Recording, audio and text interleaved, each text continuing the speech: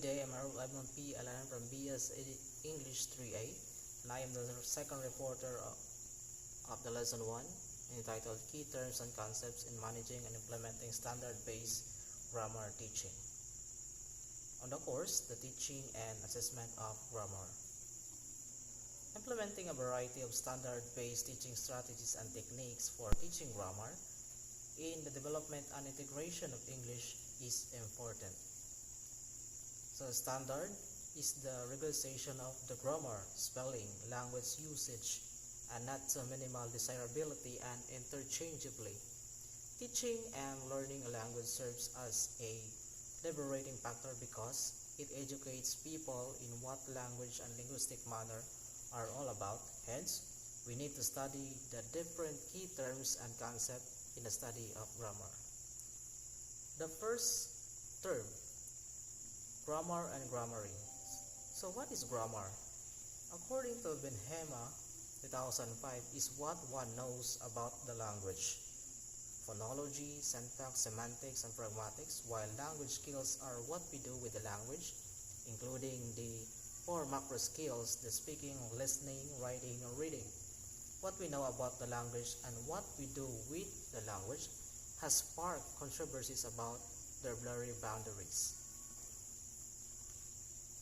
So, for us to be acquainted again with the terminologies used by Benhema 2005, I know that we already know about this, but I included it in my presentation.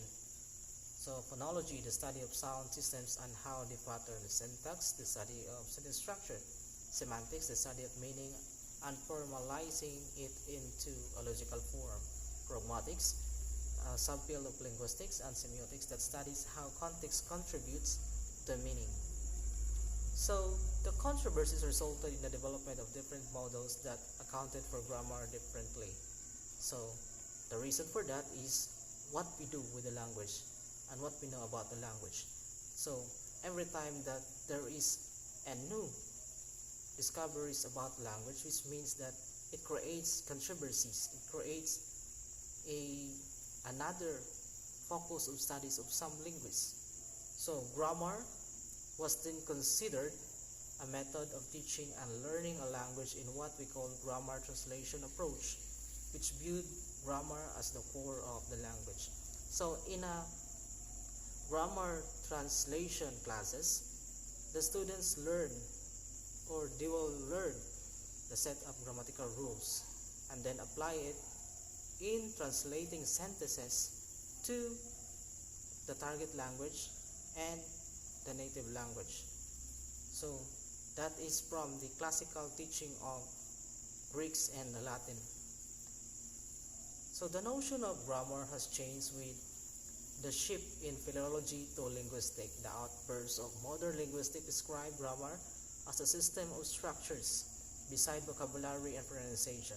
So in the modern linguistics, it's not just about that we know the vocabulary and the pronunciation. So it's all about the structure of the grammar itself. So the shift for structuralism to transformational grammar has become a system of rules every native speaker of a language acquired and then later on described as competence, which means that it's acquiring the language in totality, which means that all the language features should be learned and become skills in order for us, example, for us, a non-native speaker of English language, we should learn all the skills and features of that particular language in order for us to be called competence. So, Larson Freeman 2001 gave a convincing argument on how grammar should be treated. She shared that grammar should be seen as a skill rather than purely competence. So she postulated grammaring to the fifth skill, to be the fifth skill. So together with, of course, we know already the 4 macro skills: listening, speaking, reading, and writing. So that's the fifth skills. I referred to grammaring as the ability to accurately, meaningfully, and appropriately use grammar structure. So that's according to Larson Freeman. So that he considered that grammaring is the fifth skill. Grammar is much more than knowing rules, though it is part of the construct. Grammar involves sensitivity to uses because grammar is more than we think. Every time we speak or write, we always consciously or unconsciously involve ourselves in doing grammar. So which means that grammar is already embedded in our everyday living. So when we speak, when we write, we are doing grammar, and even we, of course, in our daily conversation with any people in the surroundings, we are using grammar because we are speaking, we are formulating words, sentences in order to convey a particular message or ideas. Grammar teachers, for us as future educators, should strip ourselves of the idea that grammar is simply a set of rules for memorization. Rather, the goal of the learner should be in the development of skills and conceive grammar in its active and progressive sense. So that would be all for my report, and we'll proceed to my assessment. So the direction: answer the following questions based on your understanding in not less than 50 words and a maximum of 100 words, 20 points each.